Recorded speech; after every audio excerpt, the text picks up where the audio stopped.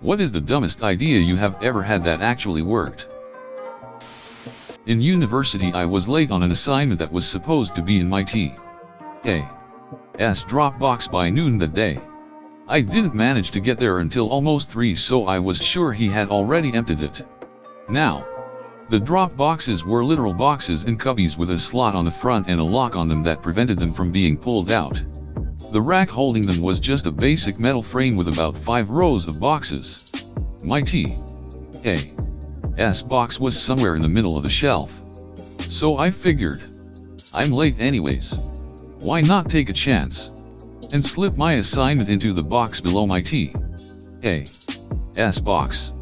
I got my assignment handed back a few weeks later than everyone else, and it had a note from another T.A.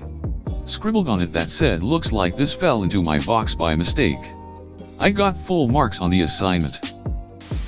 I once faked being sick when I was in middle school and told my mom I had a sore throat and felt a cold coming on. She took me to the doctor and it turned out that I did, in fact, have strep throat, LOL. In college I was taking a class that required me to purchase an online textbook and workbook that was registered under your name, basically ensuring that each student would have to buy a new online copy each semester instead of buying used textbooks. I had a friend who took this class a semester before me, so we came up with the idea to message customer service and explain that I had recently gotten married, so my last name had changed, and I legally changed my first name from my friend's first name to my first name, and I would need them to change it in their system. It totally worked, and the rep even congratulated me on my marriage. I used to know a guy who, every week, would order his Saturday night curry for delivery while sitting in the pub and then walk over the road to the curry house and get it and himself delivered home. This went on for about 10 to 12 weeks. One week, we were sitting having a pint and the owner of the curry house walked in, took his order, and had him picked up from the pub. He said it was easier for everyone concerned. Far from the dumbest working idea in the thread. But I once got an extra day to work on a video project in high school by coming to class with a video that was just a quarter second of blackness, eagerly volunteering to go first, then acting confused and scared when the file didn't work. The teacher took pity on me and told me to just bring it the following day, and I got to finish it that evening and still got full credit as if I did it on time. Breaking into my own house through the kitchen window using a piece of wire and a wooden table after I was locked out. Not my idea but my mom's. I dropped one of my earrings and couldn't find it, so she threw my other earring on the floor and it happened to land next to the first one. I am a poor student living in Germany. Students are required by law to have health insurance. The university will expel you if you don't have health insurance. The lowest rate I could get was about $208 a month. I usually don't even spend that much on food. There was just no way that I could pay such a high rate. I wrote my insurer countless letters and emails explaining how there was no way that I could pay $189. They refused to lower my rate, explaining how they are just following the law. They even informed my university that I had failed to pay health insurance. The university then threatened me to exmatriculate me. In my desperation, I wrote the German Ministry of Health. I explained myself and asked them to talk to my insurer. A week later I received a letter from my insurer informing me that they had cut my rate to a mere $89 a month and that this reduction was applicable to all month prior. My rate is about to go up again, but this time I should be able to manage. We had a noisy rotating rooster weather vane, loud enough to keep people awake on windy nights, despite having been lubed. So I filled the hole the rooster rotates in with Crisco, even though people said it was a dumb idea and wouldn't work. Never had to lube it again because the Crisco didn't break down like other lubes. We were at a friend's house about to cook a roast. It needed to be patted dry with paper towel, but he was all out. I semi-jokingly suggested using a couple slices of bread. We all chuckled at the idea. It worked perfectly.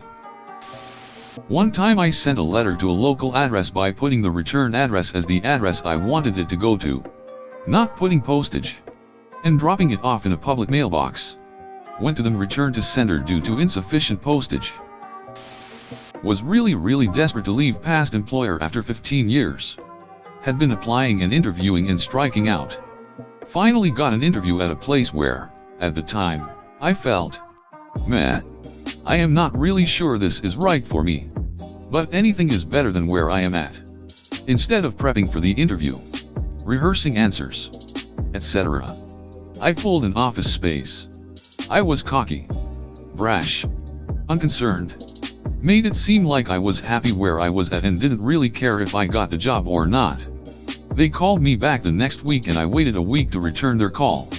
Same deal with the second interview. When they offered me the job, I hemmed and hawed. Said I needed to think about it really hard. And that it was a big move for me. Etc. etc. I came back and demanded well over $15,000 above what they were offering in salary. They accepted. Using a sewing needle to remove a bit of dirt that was making one of my records skip. Bear in mind my hands are shaky as hell, so it was certainly very tense and there was the danger of ducking up the whole thing. I forgot to bring a resume to a job interview. But I had an index card in my bag. I cut the index card in half and wrote my name, my contact info, and creative problem solver in my best handwriting, and gave a copy of my business card to both the interviewers. I got the job. This idea could have easily gotten me fired if it went wrong. I was working as art director at an animation studio, making videos for clients. One client was especially pesky about the use of yellow in the background. They wanted it to be that of their logo, which was this horrible neon piss yellow. We advised against it. But after numerous calls we had to cave and gave a version with that color. They hated it and asked for a change. What followed were 12 versions with numerous calls in between, tweaking the color over and over. Eventually I got tired of it and just sent the original version again. I didn't even bother to rename the file. The client said, asterisk, this looks exactly the way I wanted. Thank you, asterisk.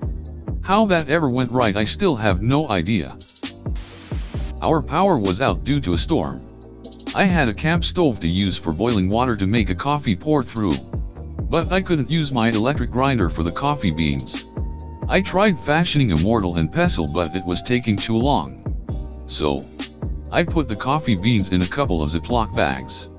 Placed the bag right behind a car tire. Then ran over it back and forth a couple of times to crush the beans. Worked like a charm. Asterisk edit to add LOL. It took reading through a few comments but now I see I wrote mortal and not mortar. Wearing a motorcycle helmet while snow blowing. I did it because I missed riding.